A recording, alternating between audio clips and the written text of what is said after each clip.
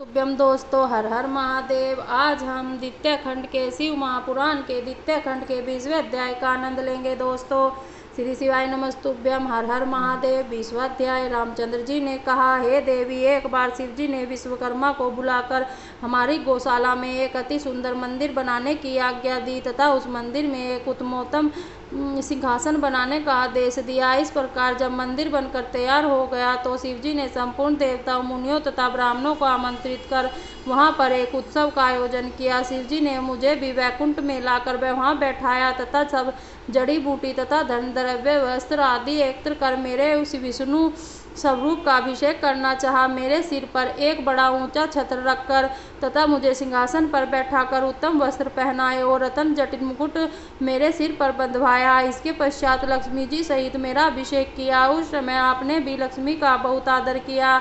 देव नारियां गान करने लगी, अनेक प्रकार के बाजे बजने लगे। तब शिव जी ने अपने कमल रूपी मुख से ऐश्वर्य से पूर्ण वचन कहे। फिर उन्होंने मुझे संपूर्ण सृष्टि का स्वामी बना दिया, अनेक आशीर्वाद दिए तथा स्वयं मेरी स्तुति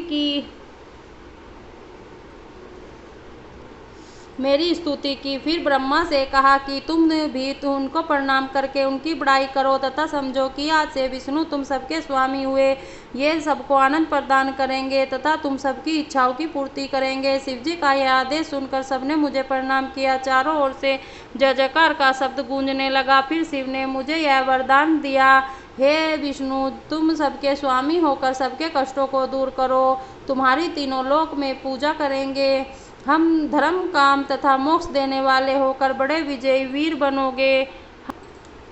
स्वयं भी तुम पर विजय प्राप्त न कर सकेंगे। तुम ब्रह्मा के भी स्वामी हो। हमने तुमको तीनों लोक प्रदान किए हैं। अब तुम अवतार लेकर तीनों लोकों का पालन करो। हम तुम्हारे भक्तों को आनंद दिया करेंगे तथा उनको मुक्त करेंगे। साथ ही तुम्हारे शत्रुओं का वध कर हर प्रकार से तुम्हारी सहायता किया करेंगे। ब्रह्मा हमारी दाहिनी तथा तुम बाईं भुजा हो। तुम्हारे अवतार जो कि राम एवं कृष्ण के रूप होंगे, हम स्वयं जाकर देखेंगे तथा संसार के देखने के लिए सदैव उनकी भक्ति किया करेंगे। हे माता, जब से जहाँ शिव जी निवास करते हैं मैं भी वहीं स्थित रहता हूँ। शिवलोक में ही विष्णु लोक है, जिसको गोलोक भी कहते हैं। मैं शिव के आदेशानुसार ही अवतार लेता हूँ। मेरे मत्स्य आदि अनेक अवतार हो चुके हैं। मैंने उन्हीं अवतारों से संसारी कार्य पूरे किए हैं। हे देवी, इस समय मेरा अवतार 4 रूपों में हुआ है। राम, भरत, लक्ष्मण तथा शत्रुघ्न, उन चारों का मन एक ही है, परंतु शरीर अलग अलग हैं। मैं अपने पिता की आज्ञा से वन में आया हूँ, क्योंकि उन्होंने कैकेयी को वरदान दिया था। मेरे साथ लक्ष्मण तथा सीता भी आई थी।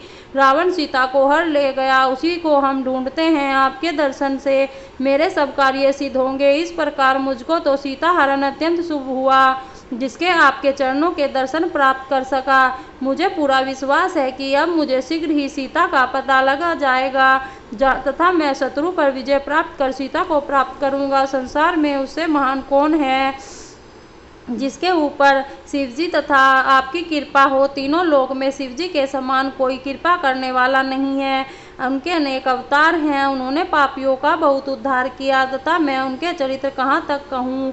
यह कहकर रामचंद्र जी ने सती से विदा मांगी। इस प्रकार सती से आज्ञा तथा आशीर्वाद प्राप्त कर शिवजी का ध्यान धर रामचंद्र जी आगे चले तथा उसी प्रकार अपने कार्य में संलग्न हुए। श्री शिवाय नमस्तुभ्यम। दोस्तों, हर हर महादेव। आज हम शिव महापुराण के द्वितीय खंड का 20वां अध्याय का आनंद ले रहे थे। श्री शिवाय नमस्तुभ्यम। दोस्तों, हर हर महादेव।